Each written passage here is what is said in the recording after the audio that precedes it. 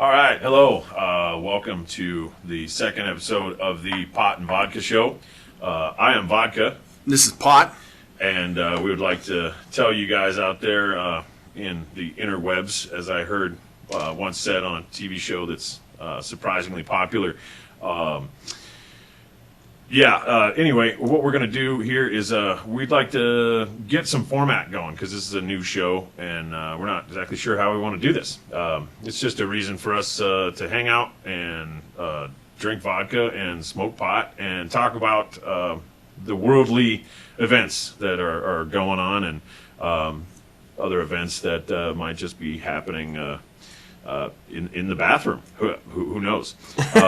So at any point in time, if there's a subject that is that rings true for you and you would like us to attempt to put our limited knowledge towards it on the show, just go ahead and leave a comment in the comment section. Or you can also reach us at thepotandvodkashow.gmail.com or thepotandvodkashow@gmail.com. At gmail.com. And and we'll see if we can get to it. So we're going to go ahead and start the show, and hope you enjoy it. Thanks. So, what do we got here? So one of the things I wanted to talk about was this. Just kind of, I was looking through current events and stuff, and it just kind of blew me away. Apparently, China is starting its first offshore military base. Huh? Where? Over in Africa, actually, in an East African nation called Djibouti. Djibouti. Yeah, it's Djibouti. Huh. Which apparently is a pretty popular place strategically. The U.S. has a base there, from what I understand. Well, then it's got to be good. Right. Military ground if Right. the U.S. has bought real estate there. The British have a base there, and the French have a base there, I think.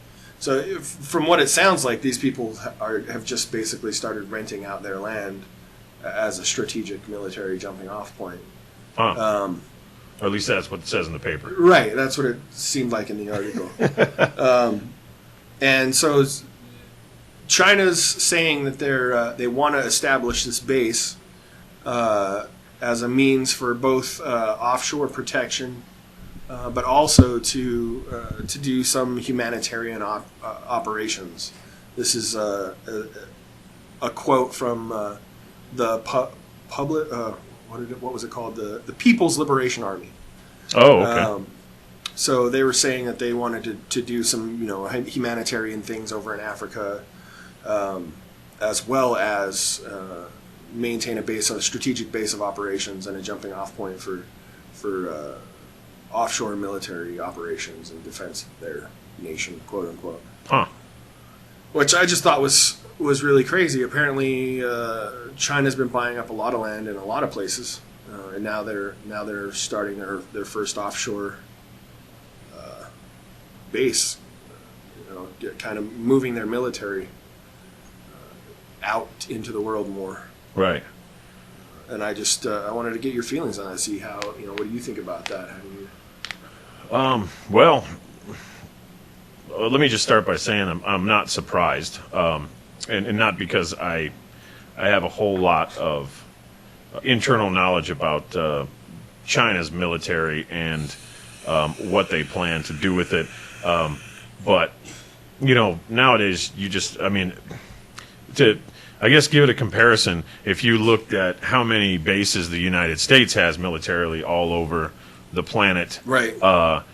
If I owned a country, I would start building bases everywhere immediately, just on that, on that respect. Sure. Like, man, I think they're slowly surrounding the planet, and I'm not comfortable with that. So, let's see if we can do it too. And right. China's economy, and partly, I believe, because of all of the purchases that we find Americans make of Chinese products, they probably have the money now to start trying to keep up with us a little bit. Oh, absolutely. And, so they probably had the money for a while. Yeah, which makes them good little penny pinchers, and right. We might be in trouble.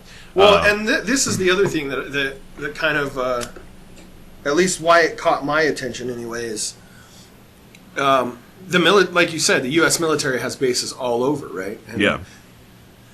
What have we kind of done with those bases? Like, we've used them as strategic, Like way stations and stuff like that. well, strategic way stations, but also supply points.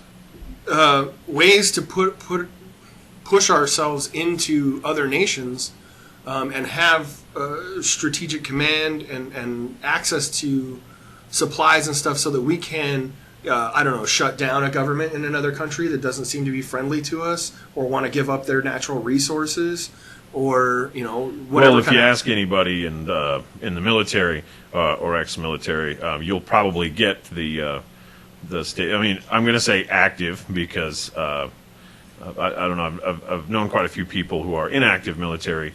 Who, like, it just seems when they go in active military, they change their opinions very quickly. But just some of the they're not being opinions, constantly brainwashed.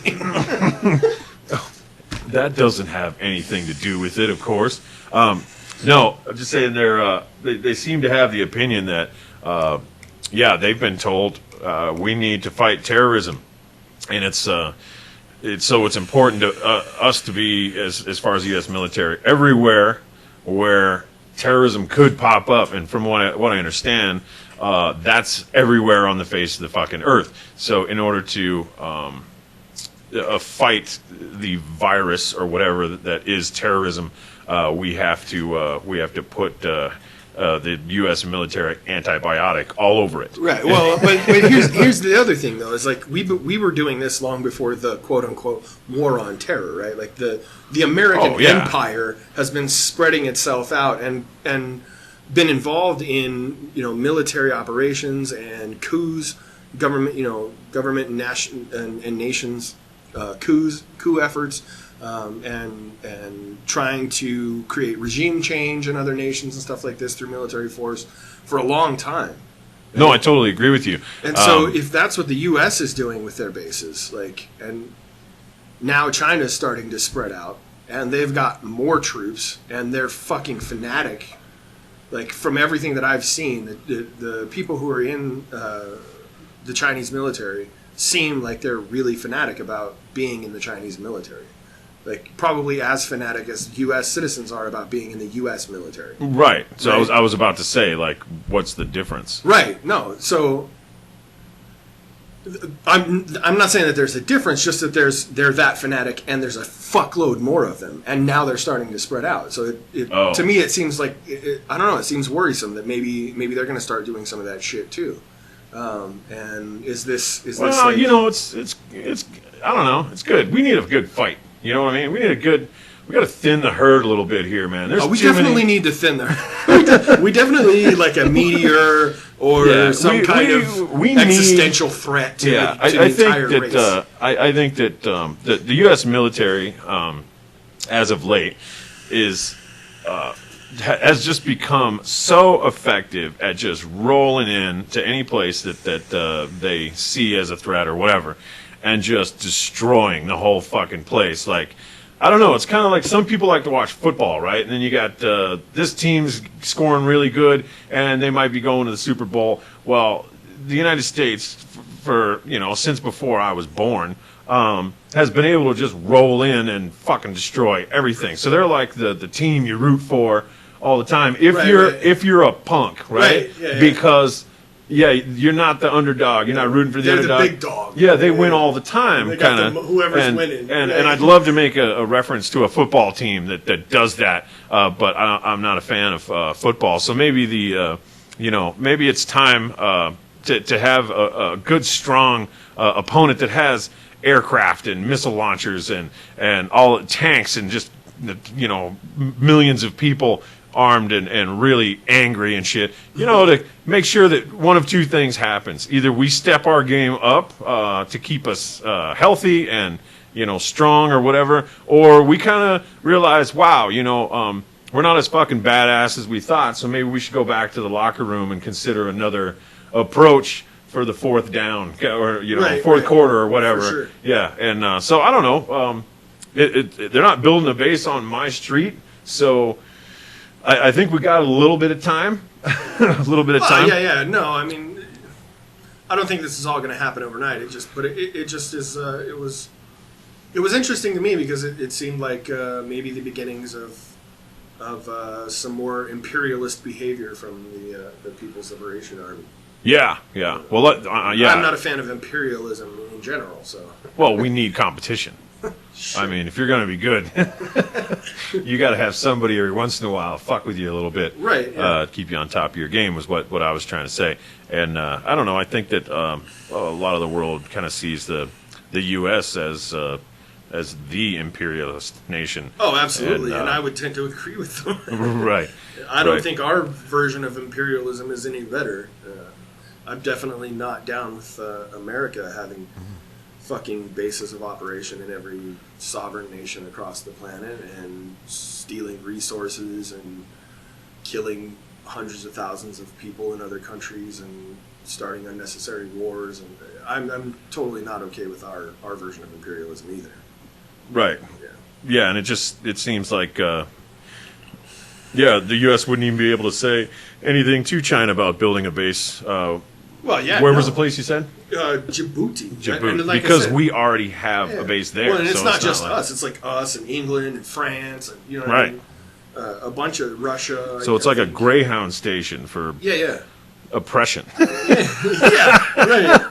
Where would you like to travel to be oppressed today? Right. Well, we've got desks for every country here, so you can just pick where you'd like to go. Pick how oppressed you'd like to be. Right, exactly. We've got oppression plans starting at very affordable rates. Very affordable rates. Yeah. So, but hey, if you're kind of broke and stuff, then, we've got lesser oppression plan. Or actually, that price plan would work in reverse. Like, the more money you have, the less oppression you could buy. Yeah. And, if you take the free oppression, it's like horrible. It's like total. It's like you become a slave instantaneously. It's unbelievable. Yeah, it is definitely. You might as well just kill yourself. If you're like middle class, you got a little bit of money, it's just indentured servitude. Right. You should probably just row a boat somewhere instead of using one of their travel plans.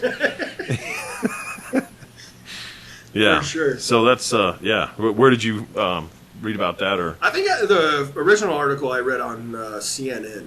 Oh, okay. I saw it on Google News. I was just kind of going through some of the current events that they had up there, and the article redirected me, I believe, to a CNN website where the article was. Oh, okay.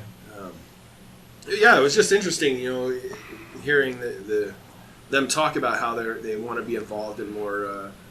Well, they had to throw the humanitarian more thing. Humanitarian Yeah. operations. We want to kill people, but we want to kill them softly. Right. We're not like the Americans. No, we don't come in and just bomb everyone. We're not gonna tell you we walk in quietly and just euthanize everyone. Yeah. It's that way we can use the real estate after, because the Americans have it all fucked up. They just go and they blow everything to shit. Right, and then it's unusable. Yeah, land. and then the Americans have to pay to rebuild it. Pay someone else to clean it up. Right, and well, maybe that applies to the Chinese penny pincher philosophy. They want to kill people. They just don't want to have no property to steal afterwards. It's fucking Sun Tzu, right? Instead of destroying all the other soldiers, you fucking convert them to your side. Now the army gets bigger and nobody had to die, right? Absolutely, yeah. And the best way to defeat an army is to steal all their supplies and starve them to death, rather than meet them head-to-head in combat.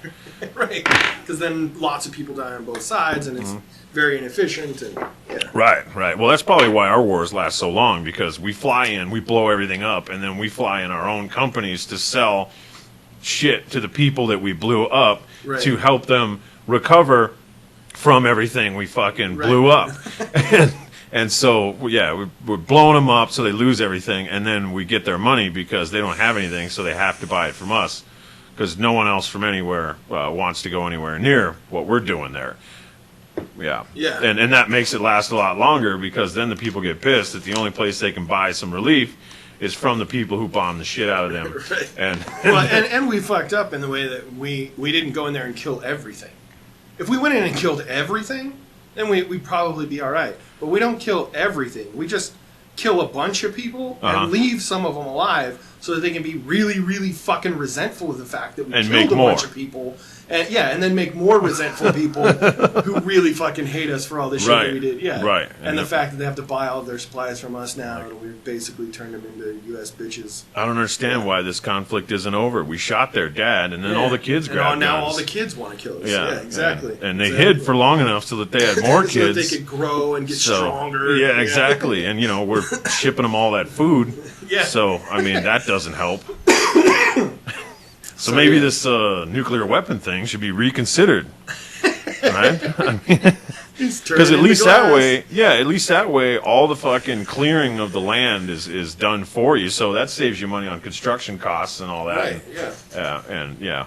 Then all you have to do is rectify everything that's been touched by radioactivity. Mm-hmm. Yeah. It'd be cool. It'd be like an amusement park where, hey, you ever dream of going to Mars? Well, we've got that right here on Earth. Yeah. I mean, you can wear a spacesuit all day long and walk around, and there's not a goddamn thing as far as the eye can see. You can't touch or eat anything. Right? Exactly. Even the water's poison. It could be like a Mars version of Disneyland or something like that, where you take your family on a rubber suit tour, like through China. a place that we've just leveled, like a parking lot. Man, do I always come up with good business ideas like this? Yeah, what was it last week you were talking about? How we need to build a Chinatown so that we can study them and Right. pay them to fucking smash Trump's face off. Well, no, it wasn't pay them to smash Trump's face Well, yeah, off. we're That was a fund- statement from the waitress. Right. But then we were gonna build a Chinatown and then fund them like the U.S. builds. Helps to build like rebel armies and funds them in other countries, right? Wasn't that the whole plan? I honestly don't remember. I don't remember. I could have sworn. If you don't remember, I was a little drunk. Yeah, I was a little stoned. So. Yeah, I think that's the whole idea of the show. Is that, really, when you want to get onto a show like this or whatever this is, it would be cool if people don't harp on the same shit every fucking week. So what better than to listen to a show where one of the hosts is trashed and the other one is stoned, and the next show is totally a new experience because they have no recollection of what the fuck they talked about last week. So it's always a new and clear perspective. Right. Yeah. Yeah, It's like sure. the only thing that could outdo this show at this point is people with clinical short-term memory loss. 2 second Tom. Yeah. Hi, I'm Tom. Oh, that's cool. Hi, I'm Tom. Right. your name? Right. How long would that go back and forth with two people that had the same ailment? I think that would be an It would just infinite be. loop. It would be like what's that movie with the two guys that, oh, dude, where's my car? Oh, Like, yeah, yeah. they're sweet and cool Yeah. and sweet and Dude, yeah. Oh man. Yeah, I Only got it would never end. It would just be that forever. right. Well, in watching that movie, I honestly thought that was the end of the movie, and either that or it would never end. Like Right. it would just loop that back and forth. Not to say there wasn't some funny parts of that movie, but yeah, I lost more faith in society after I saw that. Yeah. I lost faith in myself because I enjoyed some of it, but whatever. To each their own. I don't like football because I think it's just it's a metaphor for war. Well, no, I mean, it wouldn't be so bad, I guess, if there weren't so many other fucking things going on in the world that people could be putting their time and effort into. People get fucking so fanatic about fucking sports teams that I don't know, like they have no real effect on them. They're not a part of the team. How they feel about their team and how hard they rep their team is absolutely meaningless when it comes down to game time. Are we talking about football. Or religion? I I thought you changed the subject on me. They're always going for their fucking team. Nothing they say makes any fucking sense. Well, it doesn't matter. It's irrelevant. Right, Like you right. can rep your team as hard as you want, and Right. on Monday night, if they don't Right. perform, you're fucked. Right, absolutely. If they get knee chopped or some shit like that, dude, that's it, man. Your Jesus team's is done. dead. Yeah. That's it. That's it. Game Yeah, over. Once your fucking star quarterback dies, I think- you got to find another one. You can't just keep talking I about think your star football- quarterback for thousands of years. I think football has religion beat on that though, because at least their star quarterback existed. That's funny shit. That is funny shit. Like fucking yeah, Tom Brady actually existed. We have proof that he was here and did some things in the football arena. Do we? Well, I believe so. Yeah, I've seen video footage of him. I've never seen video footage. Oh of Jesus yeah, Christ, yeah. so. No, I was just trying to do a little tap on perception and Sure. and reality and all that. And it's like none of them existed. We're all in a fucking dream, man. Very, Created very by Elon Musk. absolutely We're a video possible. game. Absolutely We're a version of possible. Sims. I think it's awesome that he inserted himself into the simulation. Yeah, isn't that cool? Well, because God has to be there. I mean, Because God has like yeah, the ultimate there has ego to trip, be apparently, right? there. Yeah. In order to establish a religion in the simulation, you've got to have a god who's there and then magically fucking disappears as soon as everything gets fucked up. Right. And then he sits and watches everybody go like, "Do you remember when God was here? How cool he was?" Yeah. And he's just like He watching. healed everybody and made everything better, but all of a sudden he doesn't give a fuck about us anymore. Yeah, he left us all alone with the devil. Yeah, and it was ironically right after he got elected president of the Yeah. United States. He said, fuck y'all, I'm out. Yeah, he's like, no, I thought I was going to do this whole amazing thing where I was going to try to change humanity and take us to other planets and everything. And you fucked me, dude. You fucked me. I did the math, you elected this guy, and I'm going to take all my cash and hide somewhere because till this is over, even God's scared of the devil now. I did the math. You're unsavable, so I'm out. Right, yeah. In order for me to save you, you got to be, willing to be saved, Right. or it kind of loses its pizzazz. You know? Right. Yeah, maybe that's why Jesus gave up. He's just like, fuck it, put me on the cross, Yeah. And I'm I tried, home. but you're all fucked up, and you know what? I'm gonna go tell my dad, Yeah. and I'm gonna go tell my dad on you. I'm gonna go tell my dad on Fuckers. you, and he's gonna punish all of you very bad, like in a big way. He's gonna give I'm all just of not you gonna AIDS. tell you when or how. Right. It's just going to be a series of small little, fuck with you events and shit that just never really let you get back to that level of calm that cave people had after they had killed the bear or whatever. It's a series of far worsening poor decisions over time. Right. But at the same time, I'm going to Increasingly allow poor you. decisions. Yeah. Yeah, at the same time, I'm going to allow you to invent your own technology to make those poor decisions worse Right, and to- even faster. to make them worse Right. faster. Right. Exponentially increase What's wrong with a bad severity.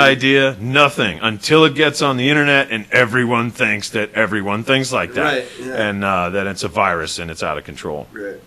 But, I'm a fan. Let's do it.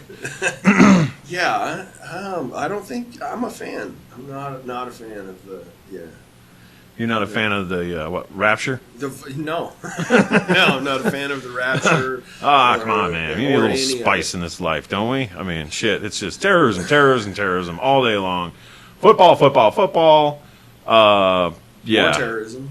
Dr. Phil. Terrorism at the football game. Yeah, terrorism at the football game, at the concert, Dr. Phil in a discussing school. the fucking terrorism at the football game. Yeah, exactly. Yeah. It's like, how much longer do you think it's going to be before terror? Yeah, like, man, is there another word for this? Just like batshit? And can we just use batshit again? Remember when batshit was like, man, that guy's really batshit, and now it's like every time the police respond to something that years ago was like, okay, there's an issue, an emergency, we need to get there, and we need to find out if it's the result of someone who's batshit. Right. And now, you watch the news about events, and it's like, the police are going to go there, there's an emergency, and we're going to go there and find out if it's terrorism. Right. And it's like, after... If it's not terrorism, then what is it? Right. They're like, we don't know. We haven't dealt with anything that we couldn't classify as terrorism for so long that we forgot about all the other classifications. They're just like, did he say anything that sounded like it was English, but it was in an Arabic accent? Because if it was, it says right here in the terrorism definition right. that is definitely fucking If he terrorism. had an Arab accent when he said the thing, then it's terrorism. Right. And if you want to go and step it up a notch... Well, he didn't have an Arab accent, but he was of Arab descent, so you can still throw that in as terrorism. I don't know, man. He was yelling shit about God. Aha! Okay, well, that's good. There's a chapter here about that. Now, what did he call God? What did he call God? Right. Did he say, Jesus hates all you motherfuckers, and that's why this is going down? Or did he say, Allah hates all you motherfuckers, and that's why this is going down? Because clearly there's a line right here in the middle of the graph that says the Allah value Trump. I'm using the word Trump. Trumps the God or Jesus value. Right. No, it's totally okay to. That's it. That's the batshit line. To line. go to the funeral of a dead soldier who happened to be homosexual and put up signs that say how much God hates faggots. Right. In front of this person's grieving family. That's okay. That's not terrorism. Right. But if you say Allah hates faggots, now it's terrorism. That's it. They have a legal right in this country to open fire on you at the funeral because you said Allah. Right. Yeah. Yeah, that's what a colorful world we live in. That's a just way great. to put it. Yeah. That's a way to say it. Yeah. It's the continuous loop thing.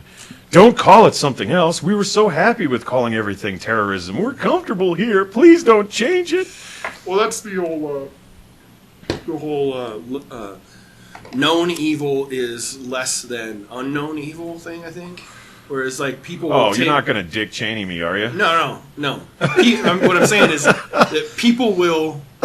There's known knowns, there's known unknowns, and there's unknown unknowns, and then known unknown. Like, I fucking passed out before he finished the really shitty thing is, that. like, what he was saying is totally accurate. There are things that you know. There are things that you know that you don't know. But the things that you don't even know about, you don't know that you don't know about them. Right. So what he was saying was accurate, but this is the inarticulate fucking... Well, what he was saying was accurate in the fact that all of those scenarios exist in human life. Sure. But it looked like he was using that deal like, well, you see, there's daylight, and then there's nighttime, and then there's... Okay, and then you've got your spring, your summer... Your fall or autumn for you East Coasters, and then your wintertime. And it's like, was that even the fucking question that they asked him? Or was that like, is he like flipping, he's like, hey, ever played 52 card pickup? And then the whole deck of cards just goes all over the room. And surprisingly, all the reporters are trying to see who can pick up more cards. I'm pretty sure they were asking him about like why they were operating in some portion of Afghanistan or why they were committing some military operation. I think he was reading off the table of contents for the section in the book that says this all just defines terrorism. Right, that's probably what it was. We know what we know, and that's fucking terrorism. And then we know what we don't know, which is still terrorism. Then we don't know what we don't know, which is like the worst one. That's the terrorism we don't even know how to try. We can definitely call that terrorism because there's no fucking way to find out if it really is. Right. So that's the easy one. Yeah. I thought that's maybe what he was trying to pull off, is that there's just fear, and then there's more fear, and then there's fear of being afraid. Right. And then there's being afraid of a friend who's afraid that you might be afraid. Of the fear of being afraid. And that's pretty much the whole world in a nutshell. It becomes a fractal of fear. Fear fractal. Yeah, it's a fear kaleidoscope. It doesn't matter where you look; it's all just shattered. It's just shattered fear. Yeah, and confusing, and doesn't make any. But no, what I was saying is like that people will regularly make the choice to accept an evil that they know over an evil or a perceived evil that they don't know. Is that why politicians are on the news all the time? I don't know. Well, if they know us, then they'll be less afraid of us. So we got to put our shit all over the fucking news all the time. Or they'll be less likely to. Yeah, it's like if someone thinks that an incumbent politician is evil, but believes that another politician who's running against them might do some things that they don't like, but they don't know what they are. They'll generally stay with the incumbent because they know what kind of fucked up shit he's going to do. Right. Or they don't know what the other guy's going to do. Right. Right. Yeah. Even though They're the like, other "This guy guy's- might do something really great, but they don't know. Right. This guy's going to kick my ass and stab me Right. and then run away. Right. And this other guy could just kill me. You know. We don't know what he could help me. He could if I've give me got a 50 choice bucks. of what's Who behind knows? door number 3 Right. or the guy who kicks my ass and stabs me, I'll just take the guy who kicks my ass and stabs me. That's at least that way. At least that way I know what I got coming. Right. I just Yeah. need to make sure that I'm always near a hospital more often. It's me. I'm the problem. It's not you. Right. It's me. I need Even to though the make guy sure that. behind door number 3 might be the savior of humanity. Right. It could be Jesus. It could be Elon Musk. Right. behind the Exactly. door, you know? Right. Which we. What was his name? You said the Church of Elon Musk or Oh, whatever. yeah. I worship Yeah. at the Church of Musk. Yeah. Yeah, definitely. Yeah. Something like that. Definitely. Absolutely. So yeah, I guess that explains it, huh? If you don't know what you don't know, then you're more likely to just accept abuse from everyone. Right. Huh? Man, see, that opens a pretty wide gap for the definition of terrorism. Yeah. Makes that whole NDAA thing possible. What's the NDAA? The National Defense of America Act. It's the act that Obama signed into to law that gives the government the right to detain you indefinitely, try you in a military court without proper representation, all of that stuff. I thought that was the Patriot Act. No, the Patriot Act did some other things. Right, the Patriot Act, I believe I've read enough of it to get the gist of it. Forgive me, and please put in the comments of the show if you can help us become more educated about the bullshit that we're spouting. From what I read in the Patriot Act, and I think I actually have a copy of it, is the Department of the Treasury, the head of the Department of the Treasury, is kind of in charge of money.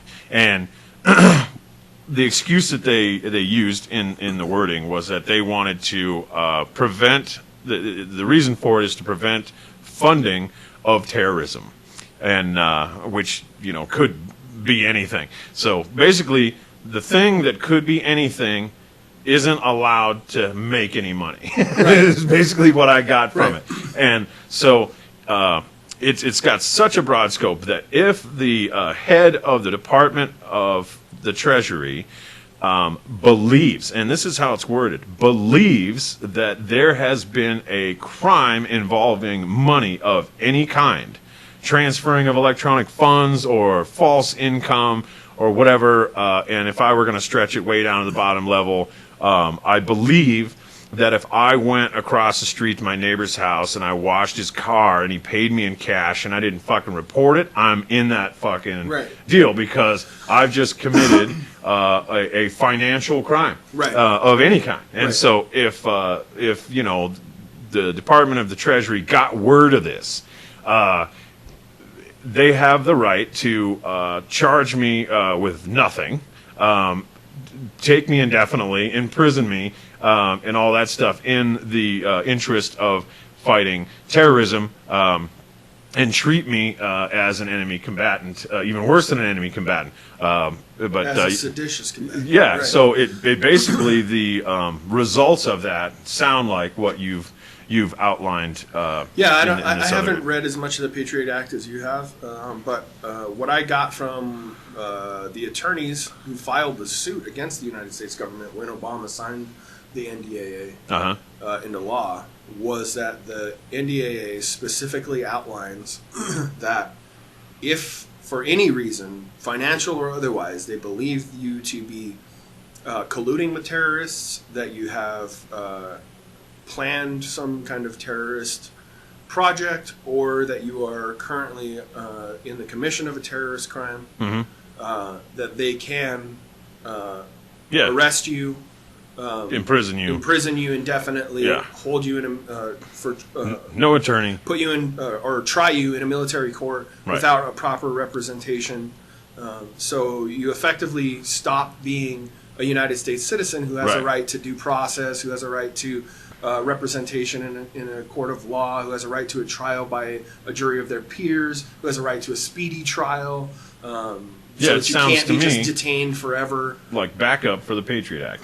I mean, it's possible. It's absolutely possible. Like I said, I haven't read the keyword that I picked out of the Patriot Act stuff was believes. Right. Yeah. No. Absolutely. And from what I understand, that's what the NDAA says as well. Yeah. It just says, but it doesn't say anything about did it. financial stuff. It's across the board, like anything that you can do. So it's backup. They're like, you forget in the Patriot Act, we only talked about money. Right.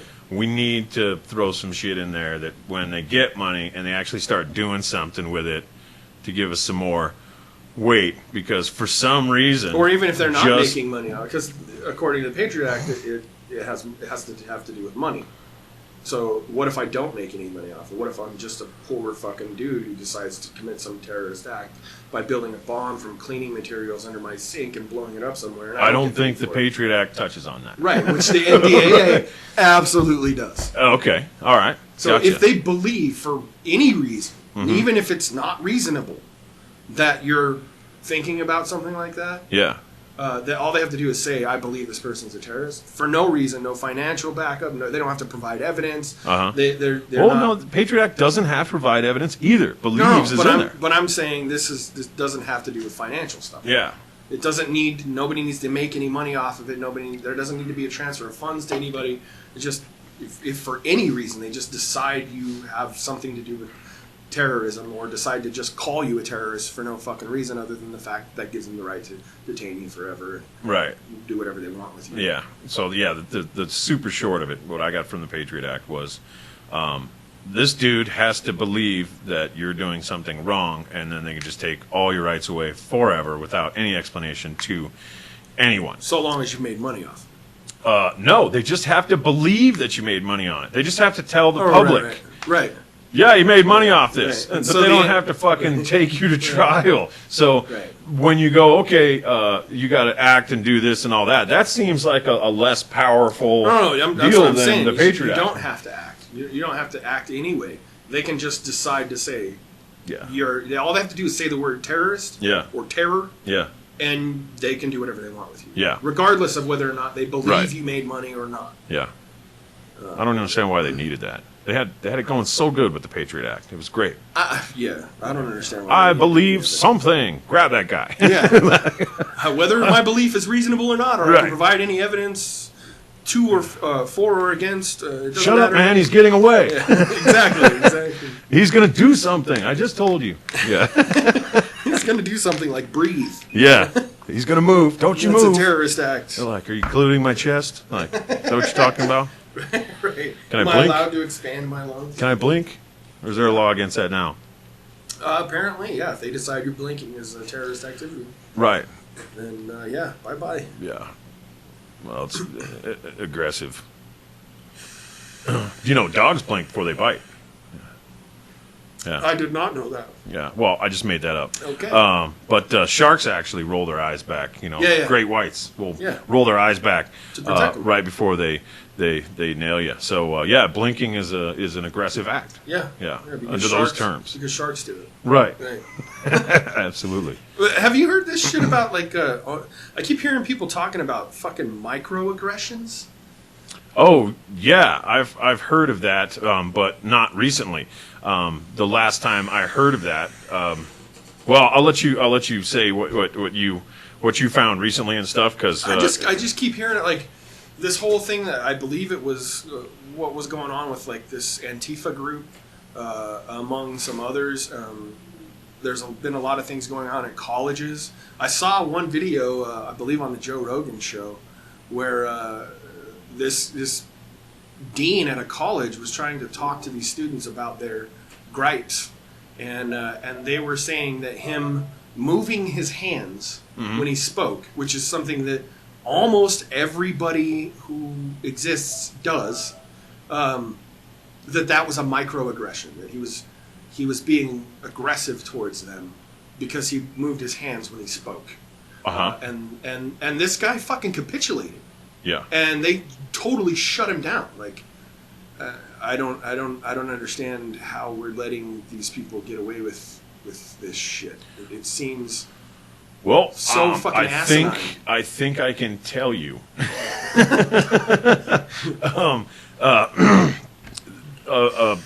A friend of mine, excuse me, I've got cigarettes and shit in my throat. Yeah, so something that was really crazy is somebody, I don't remember who it was, sent me a link and said, hey, man, I thought you would think this was interesting. Because I think we had a discussion about that movie, Minority Report. Oh, okay.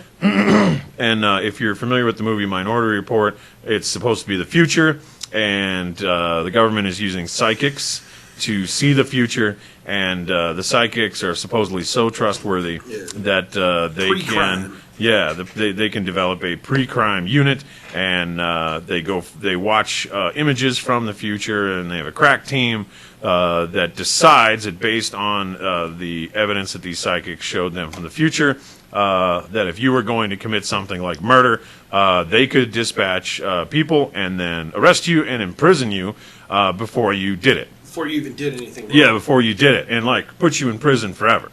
Like that's it. Like it was definitely decided because what the psychics said, you were going to do this, so we're going to throw you in prison. And so I believe it was we were discussing that, and then like a week or two later, I got an email with a link, and it said, "Hey, you ought to check this out." And so he goes, "This is kind of like Minority Report, right?" with the question mark. And I remember clicking on the link, and the first thing I expected was some batshit idiot, talking about using psychics to predict what people were going to do and all this other kind of stuff. And what's strange is I clicked on the link, and it took me to the Department of Homeland Security. And when I got to the page of Homeland Security, and it was the official Department of Homeland Security website, for all the public to see. You don't hack in, you don't nothing. You just go and click and go and look at their funding projects and all this other stuff. There were, and this was 6 or 7 years ago, 5 separate funded pre-crime studies, well described and well outlined on the website. And I was like, what the fuck is this? They're actually using my tax dollars to go and try to nail people before they actually did anything. Right. And I thought, man, how the fuck is this not all over the news and crazy or whatever? But it's on their website, or at least it was 6 years ago.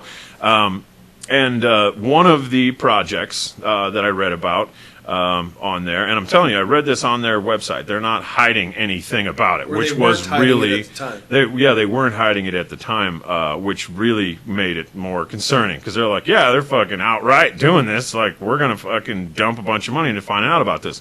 Well, in reading more of that one study or that one project that's going on, there were 4 others, 5 total.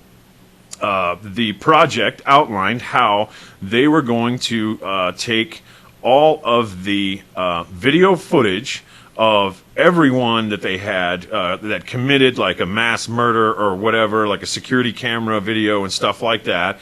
Like Columbine had security videos and stuff, so we had pictures of the guys' faces and everything like that. And they were funding computer software smart enough to compare all of the facial expressions and how a person walks, how fast they walk, how wide their arms are out away from their body. And they were going to pump it into this computer, and they were going to try to find a way to match all of these different events together, saying like everybody frowns, then blinks twice, and then they start killing people or whatever. They just wanted to figure out like what do human beings act like right before they do this shit. And their sales pitch on it was, now that there's more and more security cameras going everywhere on the planet, I mean, we're in a fairly considerably small city over here, and there's cameras popping up everywhere. The cops now have cameras on top of their cars scanning everybody that's walking down the street. So if they are successful in producing this software the way that they want it, they believe that once this thing spots somebody walking into a 7-Eleven or something like that, they can plug in this computer to the entire television network or camera network that's all over this nation, and be able to send out a warning when the software alerts to somebody who's about to do some insane and fucking crazy shit, and dispatch officers immediately to detain that person in the hopes of getting there before they do anything fucking crazy. And that was 6 years ago. And that was before, DeepMind and all this stuff, Right. Google's supercomputer work and AI craziness. And so I can only imagine that's got to be well more advanced than it was back then. And if there was 5 projects back then to find out which fork in the road they wanted to take, I'm sure they've narrowed it down to a couple. Right. And they're only the ones that are giving them the results that they think they can sell to the public for safety against terrorism and shit like that. So my question is, I'm not surprised. And fuck, what do you think about the Department of Homeland Security just having? I mean, it's mixed feelings, right? Because they got it on their website, like this is what we're spending your money on, but at the same time, like. Who the fuck authorized this? My feelings are in no way, shape, or form mixed. Tell us more. I am not a fan of the Department of Homeland Security. I'm not a fan of the TSA. But for that matter, I'm not a fan of police forces. In general, I have a moral disagreement with policing of any kind. And I think that the Department of Homeland Security just takes that to the nth degree. My moral objection is that anytime you take the authority of the few, of the many, and you put it in the hands of the few, you create corruption. You create the possibility of corruption.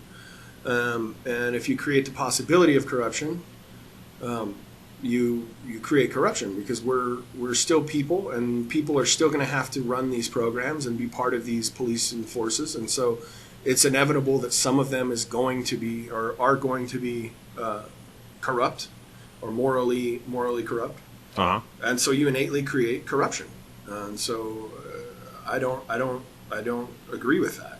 Right. And then you take that and you put it in the hands of something like Department of Homeland Security, which has the right to just decide that you're a terrorist and detain you indefinitely and try you in a military court without proper representation or due process of any kind.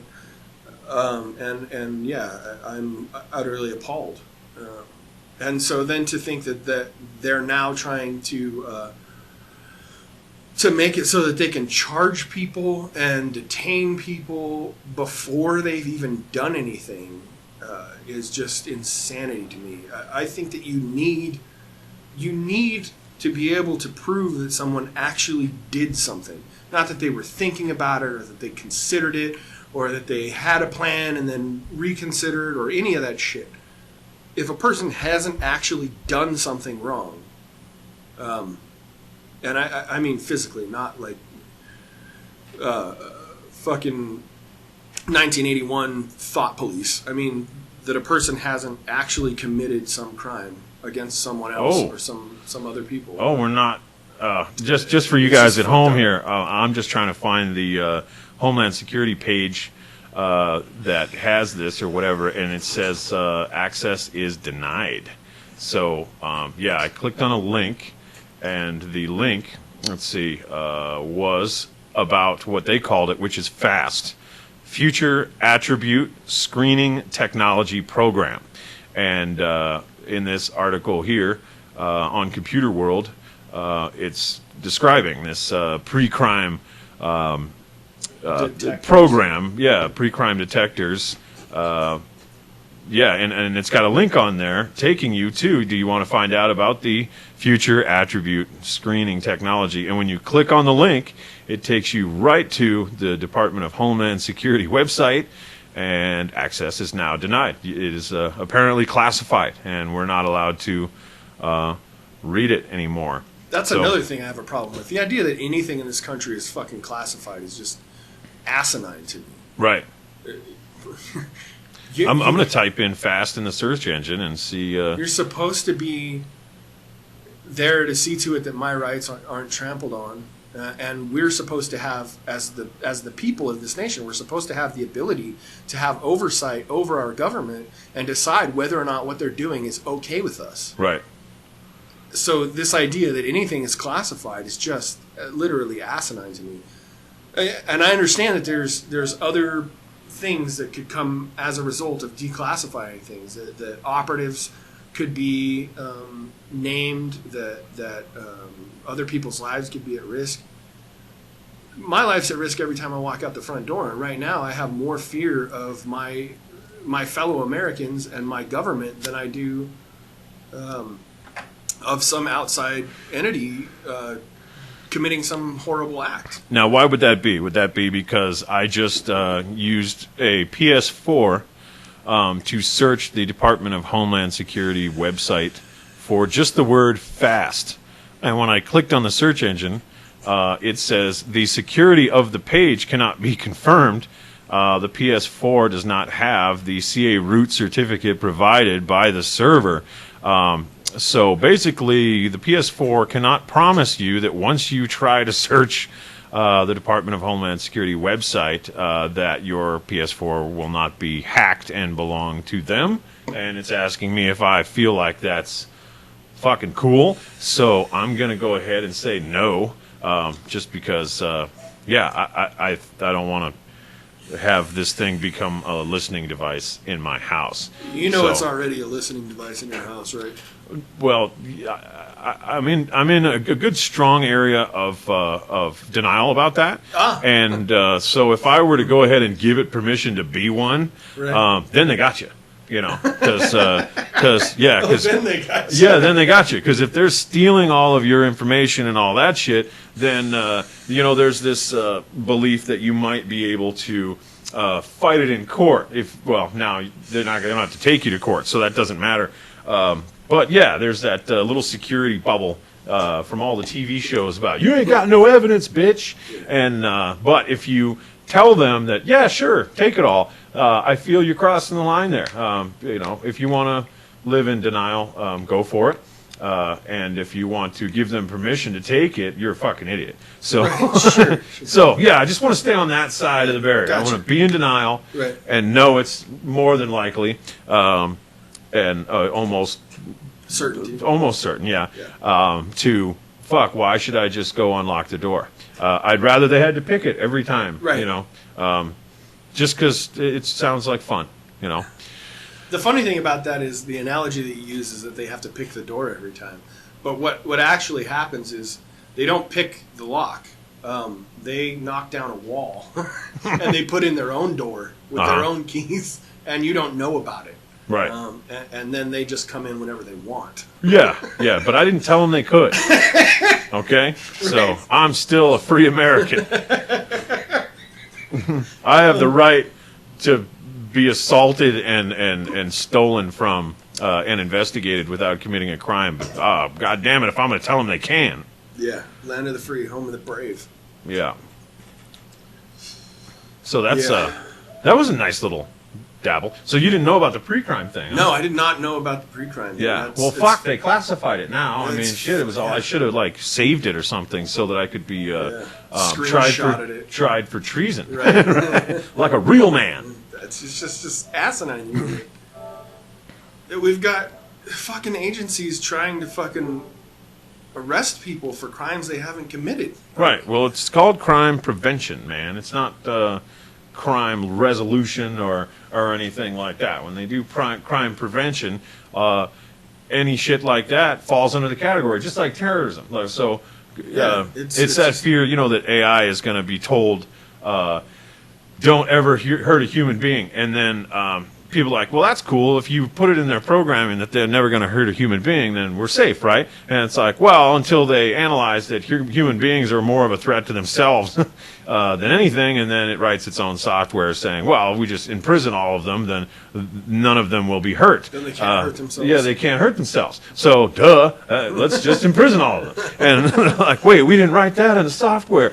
And so, when they look at things that are, I think, out of control, like Homeland Security and the CIA and stuff like that, that's going on in this country because of the broad spectrum of the definition of the word terrorism that they've spread everywhere. I think that even though it's still humans running the deal, they're only doing what AI would do, and that's to work out as many possibilities as they possibly can and then try to stop all of them.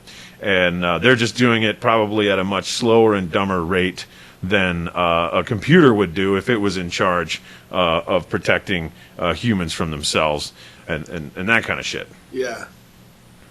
Yeah, I get that, and I understand that the Department of Homeland Security has a job to do. I just think that there should be some serious limitations on what steps can be taken in order to achieve that goal. Right. I think that they're... Like what kind of limitations do you think it would be? Well, for one, that somebody's actually done something, that someone's actually committed a crime. Mm-hmm. Trampling on someone's civil rights because they haven't done anything yet is it's fucked up. It's asinine. It goes completely against the idea that people are born with innate, inalienable rights. Right. Like our Constitution clearly says all people are created equal and born with certain inalienable rights, some of which are enumerated and some of which aren't. And it clearly states that people have more rights than are enumerated in this document, and that these are just the ones that they thought were uber important. Right. But it says that they're inalienable. You can't step on them. You can't trample them. You can't fucking take them away. They're inborn. They're innate. That's the whole point of a right. And so the idea that you can just say, well, he was gonna do this. I can't provide you any real evidence. You just trust me. He was gonna do this, or she was gonna do this, or whatever. Yeah.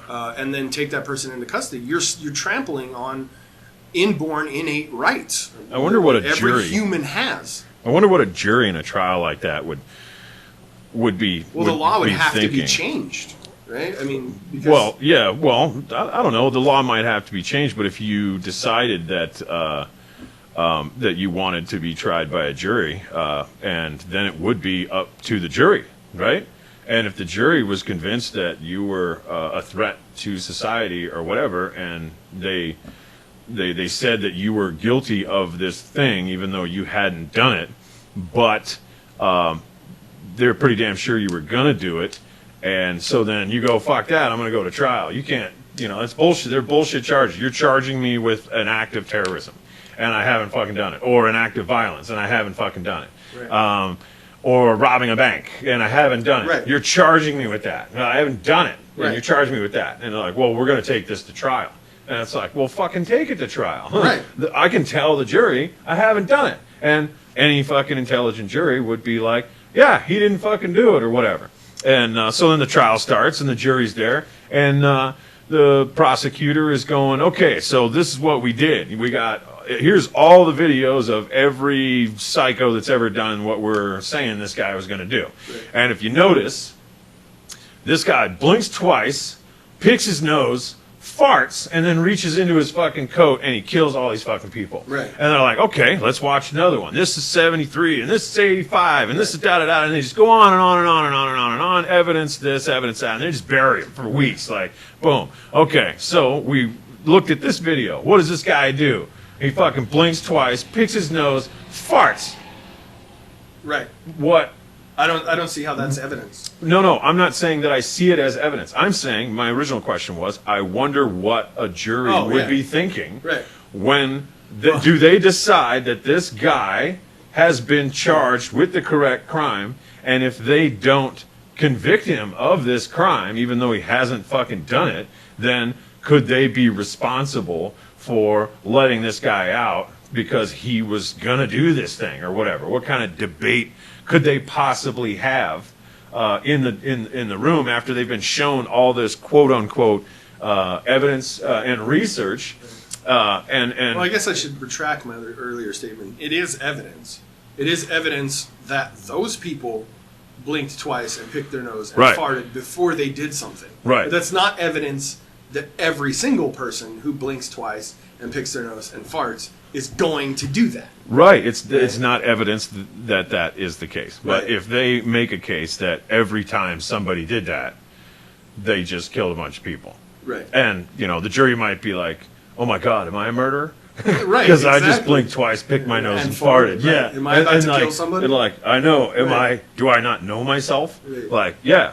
So I was just curious. I wonder what would go on in jury deliberation. I would think that there would about probably be some morons who were like, "Oh yeah, this is totally Absolutely, it's viable fucking evidence. This is and the blah, blah, government. They know blah. everything, right? Yeah, let's totally convict this And guy." then I other would people expect like, there he to be didn't fucking do it. Other people going, "No, they haven't shown us any evidence of collusion. They haven't shown us any plans.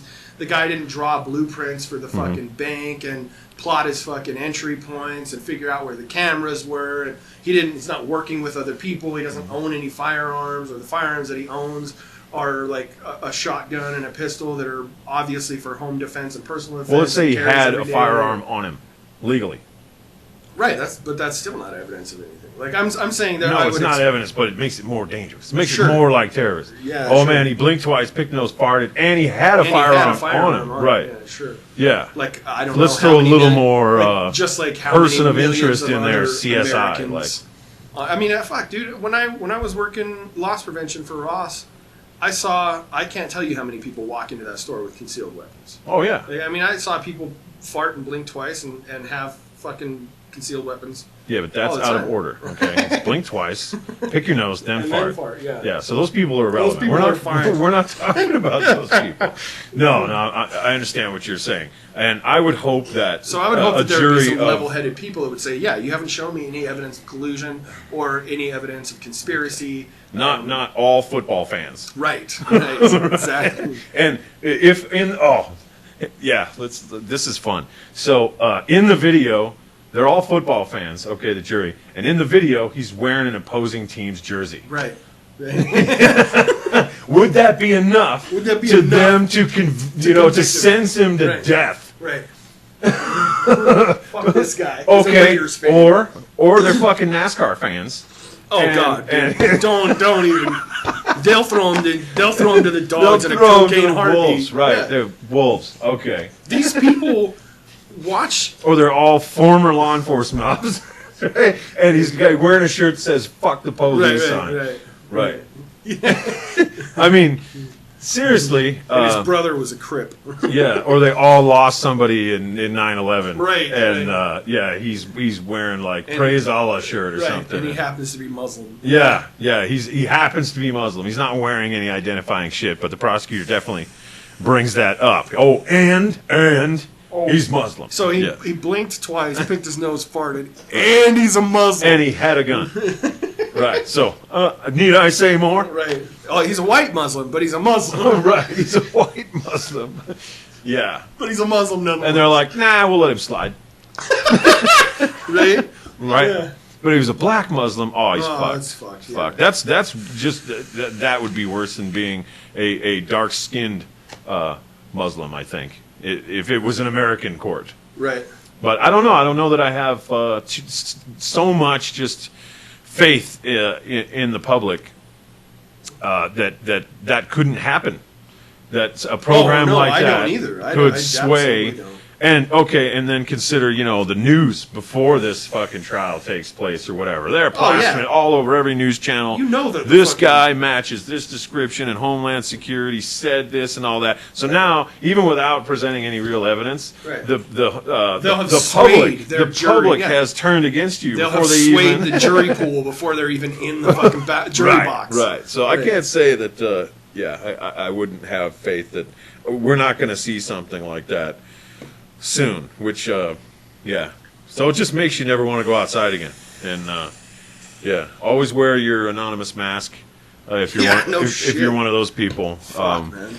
But that might not be a good idea too, because the anonymous mask is probably in the database of people that went fucking crazy, and because it never changes its expression, it would make it harder, or easier rather, for the computer to just throw a red flag that Right. you're a fucking nutcase. Right.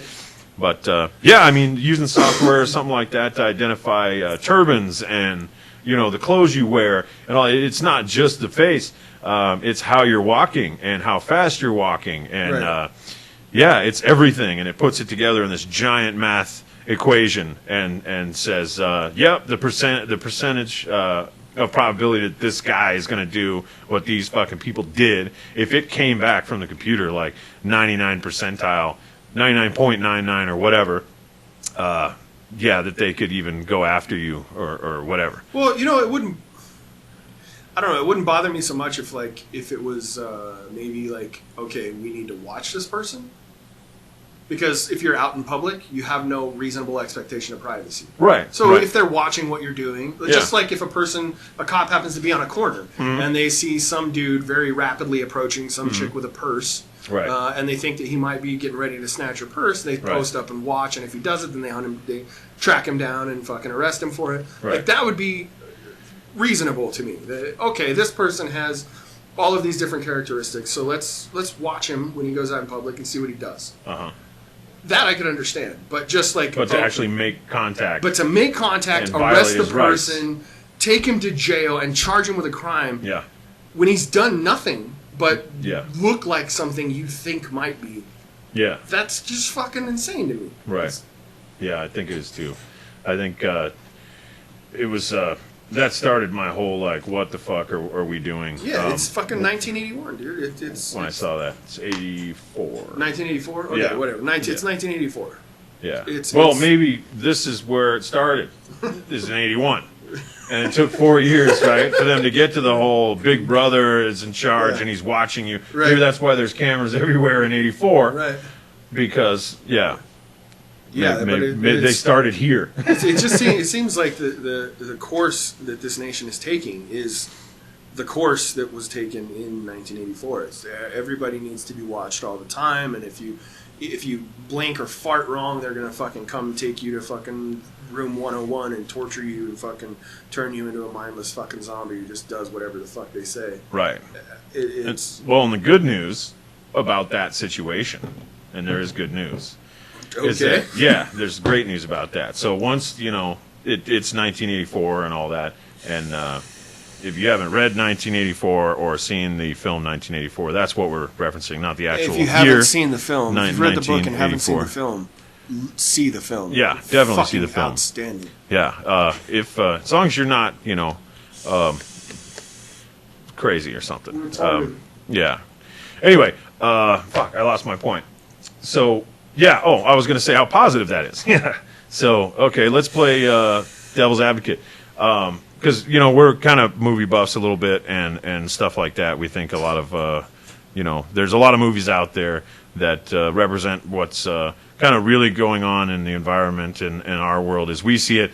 And then, obviously, there's a lot of movies that are just total dog shit and are not Propaganda. applicable or whatever. Sniper. So the positive thing is... there was 1984, and that was going on, and everyone was like, the hate meetings or whatever they had in there.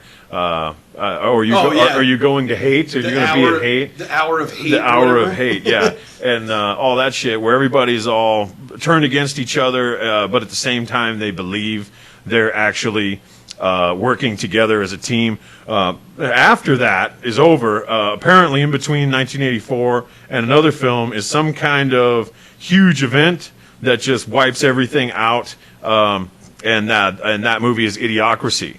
So after the control mechanism for the government is like taken down because it's just too big and nobody can pay for it anymore because everyone's in jail. So all the government people quit and start, growing pot. Then, it becomes like the film Idiocracy, which I highly recommend you seeing as well. Another outstanding film. Right. Gives us more perspective on what the world might be like if everyone just continues to get dumber. And you should check that out for sure. Yeah. It's just... fuck, man. All right, let's talk about subject here. I got the first subject I have is law enforcement and its public relationship. The law enforcement public relationship. So there's a slash in the middle there, and I don't know. I just thought that there's a lot of people that drive down the street and they see police officers driving either next to them or in the middle of a traffic stop, or in some cases chasing people with guns and stuff like that. But they also see them, standing by at a public event or whatever, and some of the people think, oh well, I'm safe because there's a police officer here.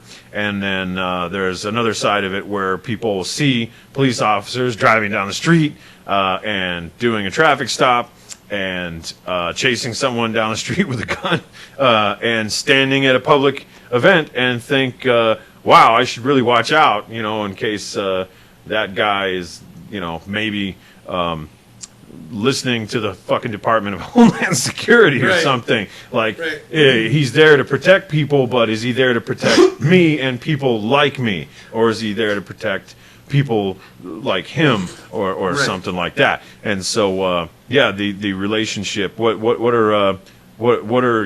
are you hearing about people in law enforcement and the public opinion, and what's are they good guys or bad guys, or how does it go? From my point of view, they're all bad guys. Okay. As I said, I have a moral objection to policing structures of any kind. Right. You did say that. So anytime you take the power of the many and you put it in the hands of the few, you innately create corruption, and you're creating corruption in an agency that has the authority to take away your rights, to step on your rights, and imprison you or shoot you or beat you or any number of a dozen things, tase you. Mm-hmm. So you're putting your authority into the hands of this group and saying that they can do all of these things if they see fit, and you're innately creating corruption in that group. Right. And then people are surprised when cops handcuff an unarmed fucking teen face down on the platform of the subway and shoot him in the back. So to me, they're all bad guys. In which case are you referencing? Or that was the. You didn't remember the guy's name? I know what you're talking about, but I just want. I don't remember the guy's name. It was the maybe Fruitvale Station incident. Okay. Anyway, go ahead. So to give them the right to do something like that, but realistically, they don't have the right to do something like that. But they don't have the right to do that. What I'm saying is we're not telling them that that's okay. But what we are doing is we're giving them the authority to do those things if they see fit, and then not taking into account that there are going to be corruptible or morally corrupt people in those organizations who are going to do those things. Yeah. Right? And I forgot where I was going now. You were talking about the absolute power corrupts absolutely. Corrupts absolutely, right, yeah. And so I understand that they're all people, and that maybe some of these people think that they're doing good. But I'm of the belief that there were probably good people who were Nazis. And that they were probably people who were part of the Nazi Party, at least maybe in the beginning, who thought that they were doing something good for their country, who saw this as a prideful thing, something they could be proud of and be part of, that was going to be better for everybody in the nation. And what it turned out to be was not that. It turned out to be an absolutely morally corrupt bunch of fucktards just creating genocide. Right. Well, in their perspective, I think right up towards the end, it was widely accepted in the Nazi Party that it was doing better for them and it was improving things, and that they were never actually convinced that they were wrong. I mean, even in the Nuremberg trials or whatever, they caught those guys and they're like, we didn't do anything wrong. So my point is, while I understand that there may be quote unquote good people who put on a badge and a uniform and think that they're doing something great for the nation, I still think they picked the wrong fucking side. If I'm wearing a blue rag and blued up from the shoes up, or I'm wearing a red rag and I'm red from the shoes up, and I'm walking down the fucking neighborhood and I look like a fucking gangbanger, to you I'm a fucking gangbanger, right? I'm a threat. And even if I'm a really nice guy and I live by a specific code and I try really hard not to endanger the rest of the fucking community around me, I'm still hooked up with a bunch of people who are doing a lot of really fucked up foul shit. And so I'm guilty by proxy. Right. So to me, those cops that Right, but are good you people believe that too. Yes. Right. So if a cop thought that, you're thinking that as well. Yes. Right. Absolutely. Right. So how is that different? No, I'm saying that just because they're a quote unquote good person and they think that they're doing a good thing by putting on that badge and uniform, they still picked the wrong fucking side. Just because you thought you were doing something good and you went with the Nazi party, you're still a fucking Nazi. And you still helped this organization oppress, kill, and steal from how many different people. And that's what they're doing. They're still helping this agency take the authority of the many and put it in the hands of few and create corruption and allow, you got things like the thin blue line, the Brotherhood of Police, where they're not ratting on each other, and they essentially, in my mind, have become just a sanctioned gang. Right. They have colors, they have territories, they have signals, they have their own fucking code of speech, their own code of behavior. So they're a tribe. Right. They're a government sanctioned gang. And so I don't care how good their intentions are, they're bad. Right. Yeah. So, well, they're still around, and they're growing in numbers and power, right? Right. So there's got to be somebody out there who thinks that they're not bad. And it's got to be a lot of fucking people, because there's a lot of people trying to give them more and more power to do stuff for some reason. Fear?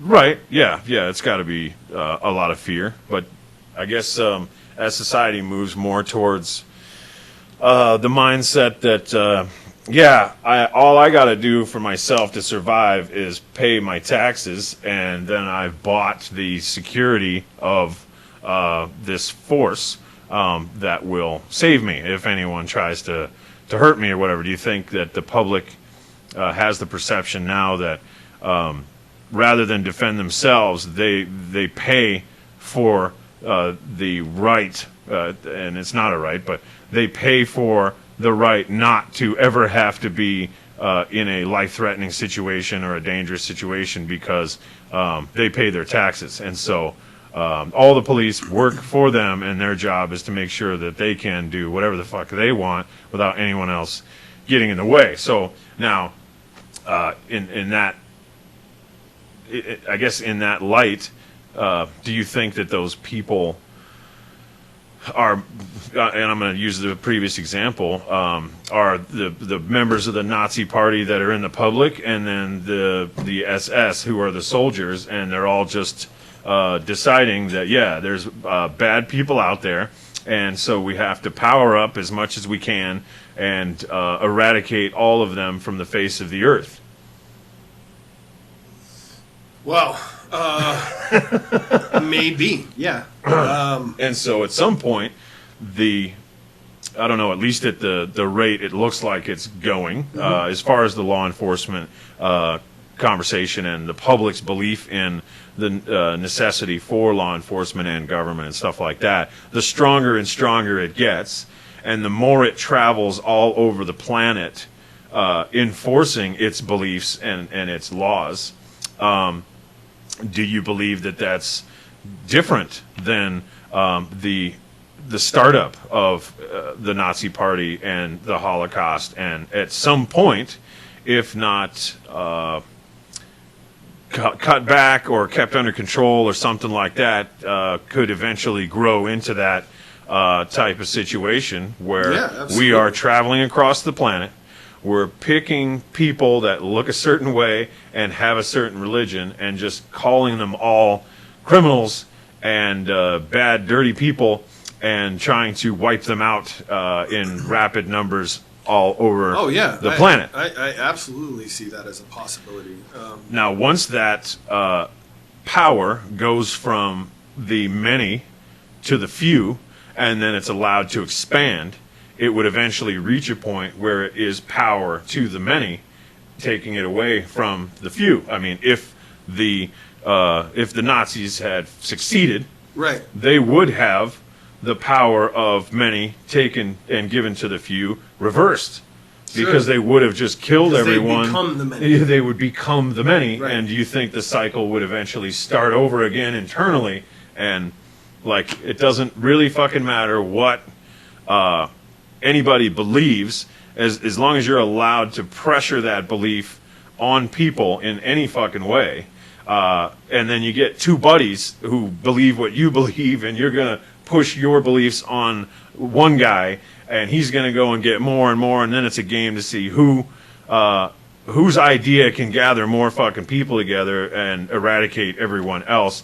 It seems, after this discussion, a normal human behavior, a tribe behavior. The stronger your tribe is, no matter what you think, it's necessary to make your tribal beliefs more powerful than anyone else's, to eradicate anybody who doesn't believe what you believe. I mean, yeah, that's one way of looking at it. I think probably the evolutionary process. Well, I think absolutely that the evolutionary process has designed humans to be social creatures that live in small social units, and everybody in those social units kind of had a job at one time, whether it was procuring food or making clothing or taking care of children, offspring, or whatever. And the protection of that tribe was ultimate, right? And so your ideas were the ultimate, and your protection of your tribe was the ultimate. Yeah. I think that we've transcended that necessity. I think that we've transcended that position in evolutionary space. In what way? In the way that I think that we've become smart enough to recognize that what is really going on is that the human race as a whole is a tribe.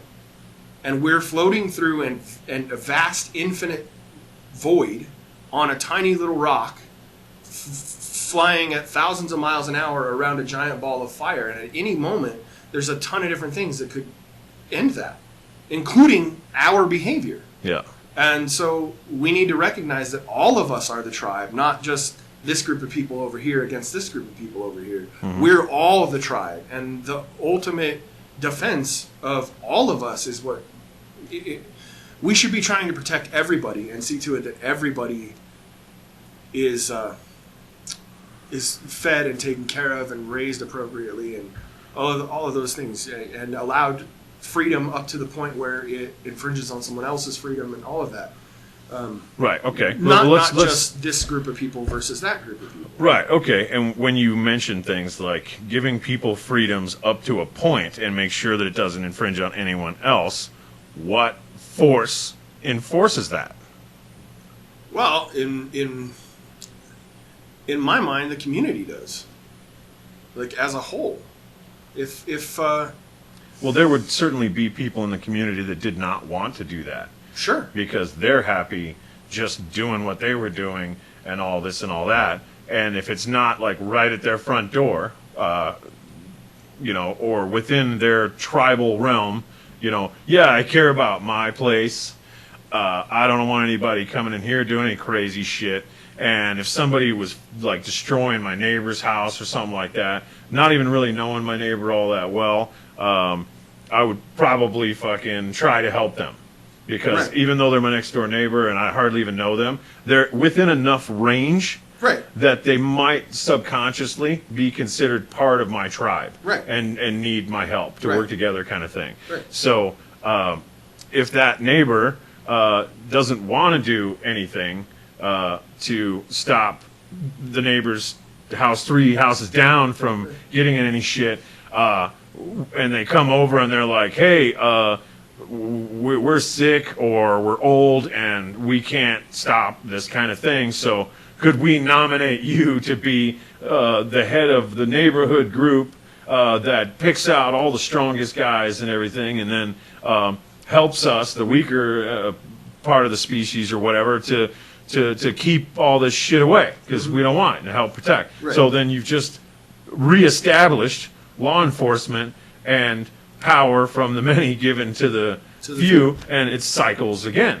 even if everyone just cares about each other and everybody wants to live free, If you go that route. Right. So how do you limit other that? routes. Right. Well, all I'm saying is, what do you have any ideas on? Yeah, everybody takes care of themselves, and that means like if you're old and frail, you have a reason to be kind to your family and create a family that has moral values and is willing to stand up for itself. Maybe live in larger multi-generational families so that there is somebody around who can do some protecting if some shit goes down. I mean, there's a lot of different things that could be done that don't necessarily involve a police force.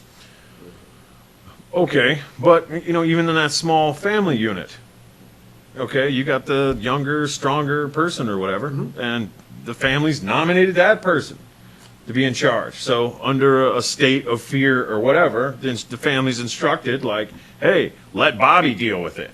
Everybody get out of his fucking way, There you go. You just established a law enforcement agency in a family unit. Okay, but in a very, very much scaled back and controlled thing. And Bobby doesn't just always have that authority.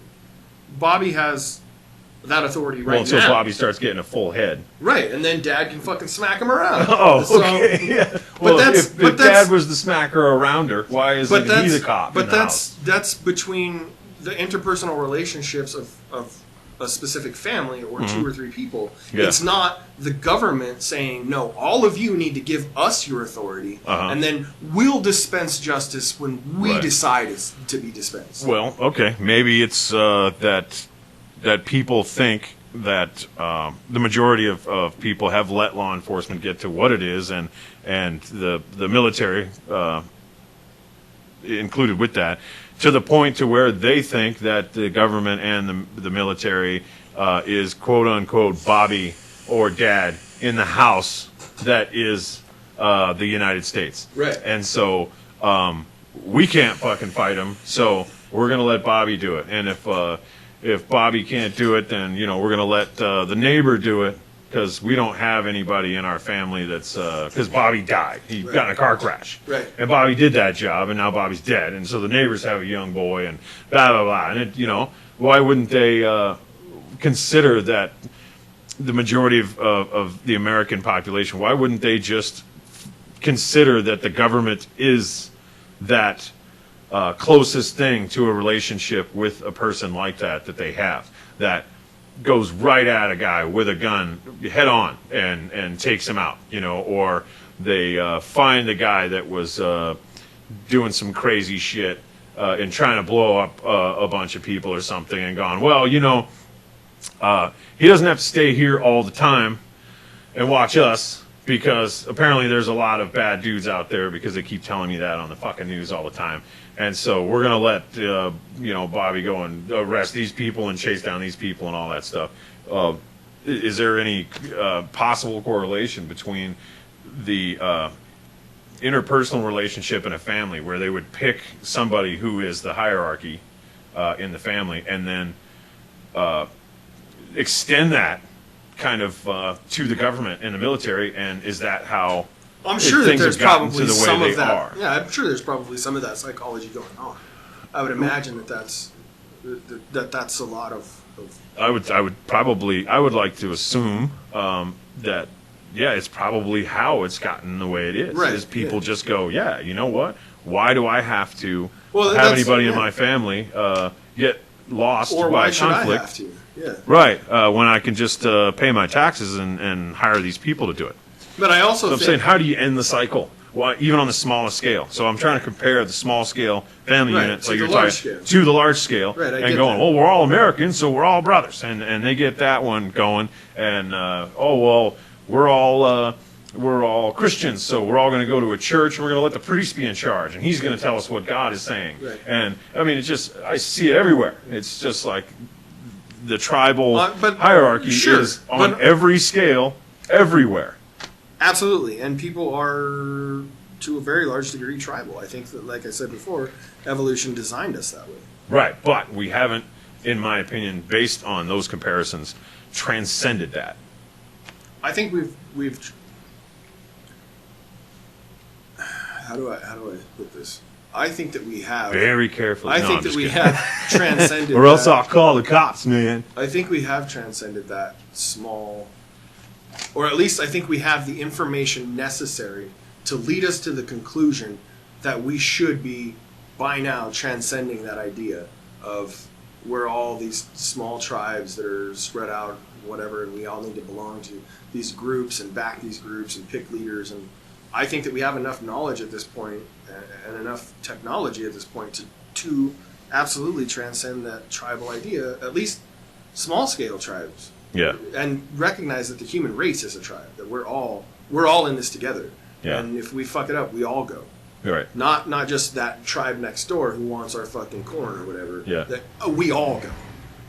And there's a necessity at this point for us to recognize that we all are brothers on this tiny little rock floating through this giant fucking void. No, I totally agree that is the solution.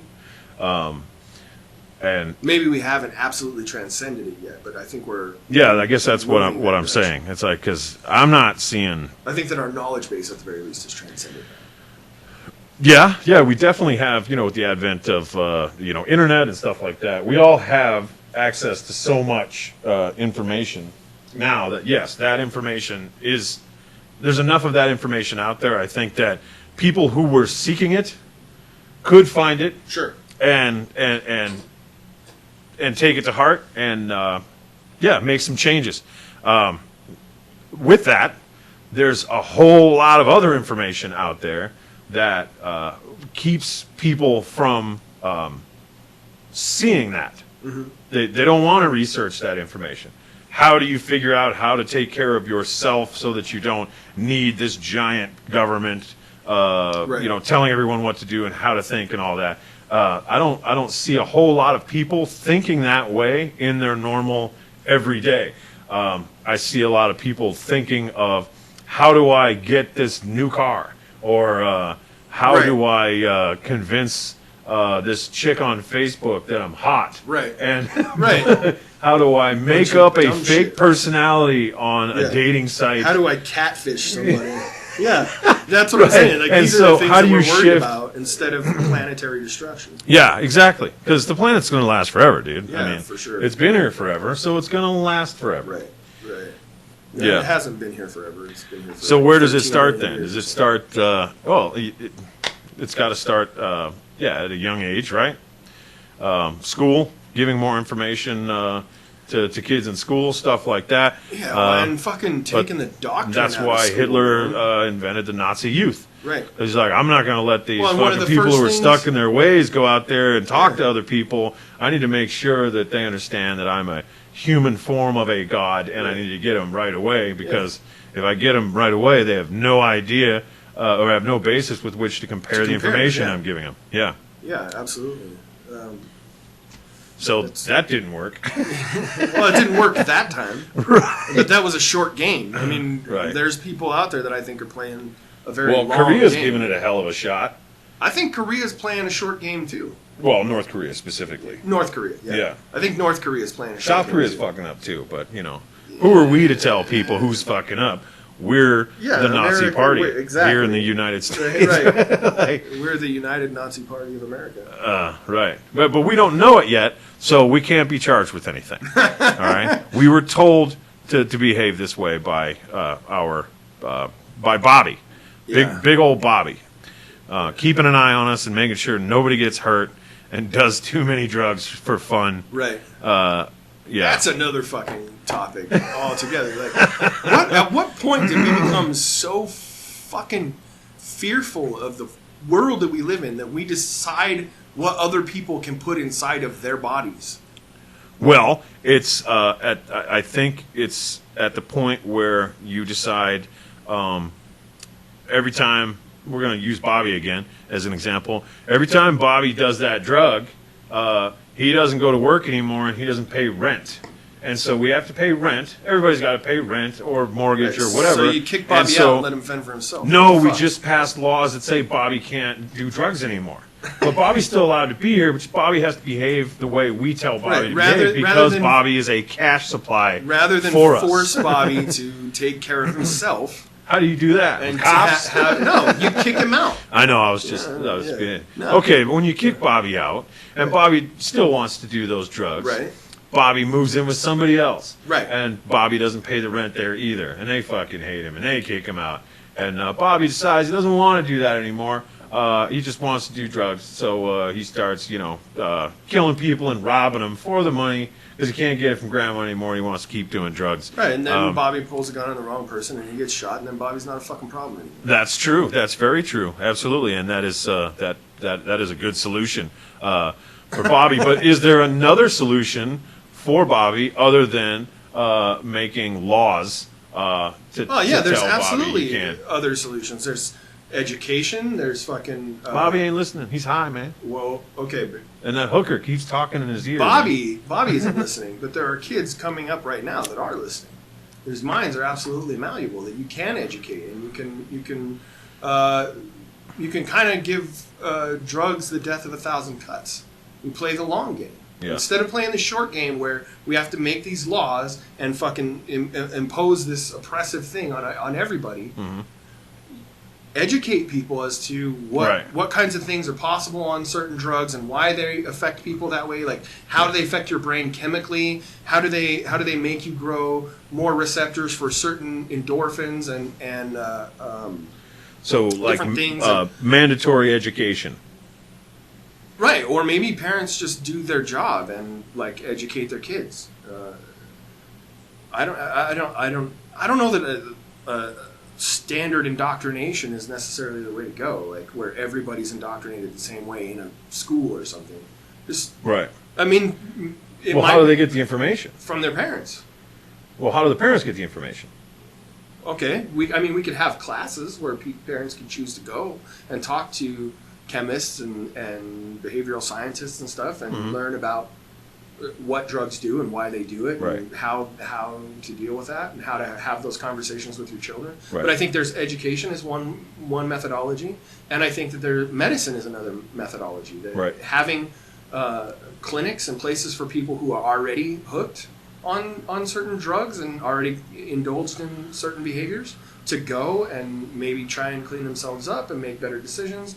Having psychiatrists, people that they can talk to about their behavior and how it relates to their chemical imbalances or the chemical changes that were made as a result of their use of these drugs and how to deal with those behaviors.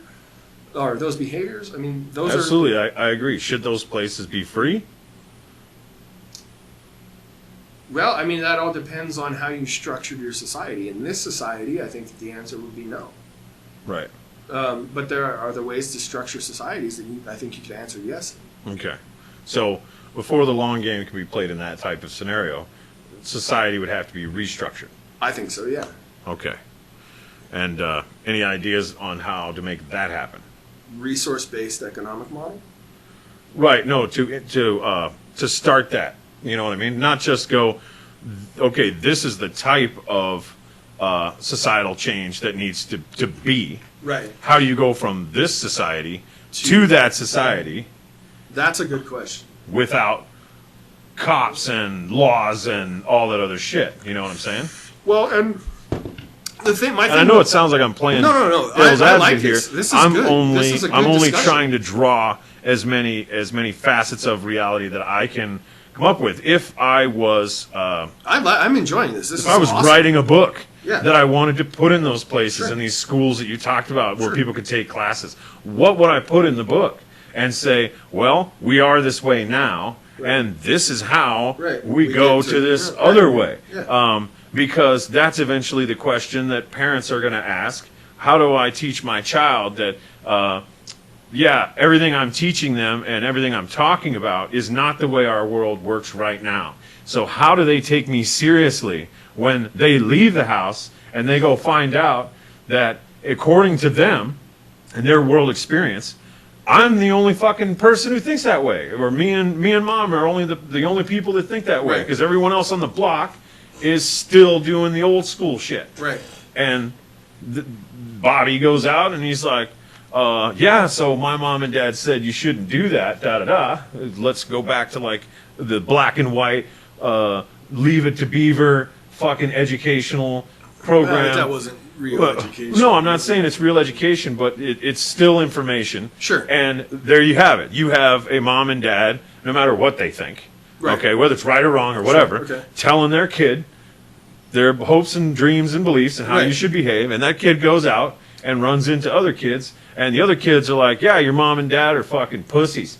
You know, they're just trying to enslave you and make you their robot or whatever. Right. So here, smoke this shit, and you'll see what freedom's all about. Right. And then, you know, he does it or he doesn't do it. He runs home, he tells mom and dad, and they have this conversation. The kid goes, oh, cool. And then the show ends. Right. What it doesn't show is tomorrow when he runs into that kid again. Right. What does he say? What does he do? Right. And like, does he go back and be like, nah, fuck you, dude? And then he's like, no, actually, fuck you. And then they start fighting, and it's like, you know, because that's what's going on in the world today. This is And where so, I think that education and parental interaction could be a real benefit, because rather than having that leave it to beaver talk where you go, oh, well, drugs are bad and drugs lead to bad stuff, and so you should not Right. do what you and need. so is sex, drugs, Right. rock and roll, Right. high-speed cars, Right, exactly. fucking anything that goes boom. Exactly. Like, Instead of having- bright colors. Instead of having that conversation, the kind of conversations I think you should be having are, okay, so this is Coke. Uh-huh. This is what Coke does to your brain chemically. Right. You This want to is- try it? This is why people get so hooked on Coke. Uh-huh. These are the many facets of ways that you can use Coke. This is a way that you can cook it that makes it this much stronger, Uh-huh. and therefore it has a much higher instance of creating chemical addiction in the brain. Right. This is why people start to behave these certain ways. Right. And now you, as a person, you're speaking to my child. Now you, as a person, have to weigh those options Yeah. and make a decision as to whether or not you think that that's a good decision to make, that that's going to benefit your life in some way, or it's going to be a detriment to your life. Okay. Not Totally a agree. black and white, this is bad, don't fucking do it. Right. Because people had those conversations with their kids about pot, and then kids went out and found pot and Right. realized that it wasn't this scary, mind-altering thing that the propaganda said it was, Right. and that their parents told them it was, and so everything their parents said is bullshit now. Okay. So how do we turn all of those parents, number one, into people who know all of that information? And number two, how do we get them to give that information to the child and have the child give a shit when he goes outside and sees the world that it is today? Well, that is something that you can't do. Right. You can't make anybody give a shit. That's why I'm saying I think that education is one of the possible answers. Because if you give a person the information that they need to make the decision, Yeah. if they're the kind of person that would decide, oh, those things are not going to help me, Yeah. then they're the kind of person that's going to make the decision not to do that. Or if they might be the kind of person that thinks, okay, well, now I know what the bad parts are, so I can mitigate those to some degree and experiment a little bit. And maybe they experiment and they go, okay, this thing's getting a hold of me. I need to fucking back off. Like I know what's actually going Right. on chemically, and so I know that this is the point of no return, and I need to back the fuck up. Right. Right. And so maybe you save a lot more people that way than you do just saying this thing's bad because I fucking said so. Right. So the transition. Right. How do you get there? Right. Yeah. I don't know. We need a way to inform parents. We need a way for people to become informed about the chemical processes that happen in the brain. Well, when not only certain- that, we when got certain to things we are got to ingested. inform parents or educate parents that they should give a shit about their kids. Right. Sure. I think there's probably All a their lot of kids, they just do A that lot kind of of stuff. parents, They'll figure out their own way, and, Right. and all that. Right. So we're talking about like centuries, Right. right? Right. Yeah. Maybe even longer than that. Probably a lot longer than that, at least as far as I know. Written human history goes back at least 5,000 years, so that's 5 millennia. And probably we go back unwritten societies that we can't really learn a whole bunch about based on things that they wrote down. 25,000 years, possibly 30. So, I mean, yeah, lots and lots of millennia of people developing this methodology for child rearing and thinking. Right. We But I absolutely think at have this a killing point in clock. time, it looks like those kind of parents might actually be outnumbered to a great degree. Like the parents that are interested in making sure that they fact check where they get their information from, and rather than just listen to what the news says and start believing that. It looks like they're maybe in a losing battle. It's a possibility. We may well be in a losing battle. Because anybody who comes and knocks on your door and says, "Yeah, I have some information for you," is now a threat. Right. As far as public opinion goes. Anybody knocking on the door is like, what the fuck? Oh, right. No, they're here for something to take it away from me. Right. Whether it's money or control over my belief in my God. Sure. Or, they're here to find me for something. Or it's right. law enforcement and they want to arrest me and take me away. And it's like, So how do we get them to answer the door? I'm not saying I want to start a door-to-door campaign. Right. This is just for discussion purposes. Right. What's the mechanism that can be used to start that process that's already going to take hundreds and hundreds of years to get society to change to where we can survive? That's a good question. I don't know the answer to that. I don't either. And that's one of the reasons that we wanted this show, and we wanted to have these discussions to see if some of the shit that we spew out of our mouths might accidentally come up with an idea to come to a conclusion about not this subject in particular, but other subjects about anything. Sure. Like, hey man, how's art doing nowadays? Is it shitty? Is everyone just throwing shit, trying to pollock the fuck out of the world, and no one's actually being creative anymore? Or the only creative minds we have left are building killer robots to come after us and shit, and make sure that we follow what Big Brother says. And so everyone who's creative is not doing anything art-worthy. For sure. Yeah, they're only trying to find more creative ways to. Can you do me a favor? Can we pause this real quick and come back to this? Actually, why don't we? You cool with just calling this episode cool? Well, we're at almost 2 hours. So. Yeah, and we came to a fuck I don't know. Right, so that's a good place, right? Yeah, sure. And let people think about it. Let it stew for a little while. Yeah. And if you're out there listening, please. I know it's been a long show, but I don't know. Do we say anything that made any sense to you? Are we whacked off our fucking minds? Or? Yeah. Are we batshit? We'd love to hear either way. Because, obviously, I think the conclusion that we've come to here is that everyone just needs more information. Information about good shit and information about bad shit. Otherwise, how can you tell which one's good and which one's bad? Anyway.